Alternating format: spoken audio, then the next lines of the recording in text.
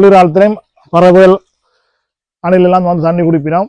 இப்போ என்ன பிரச்சனைடா, தண்ணி ஐஸ் ஆயிடுச்சு. அதனால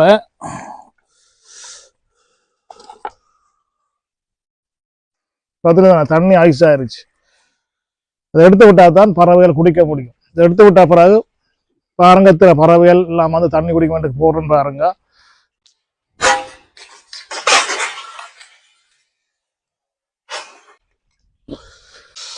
எடுத்துட்டு தண்ணி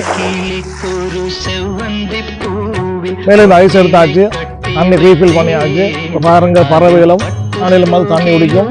பின்னால வீடியோ போறோன்னு பாருங்க.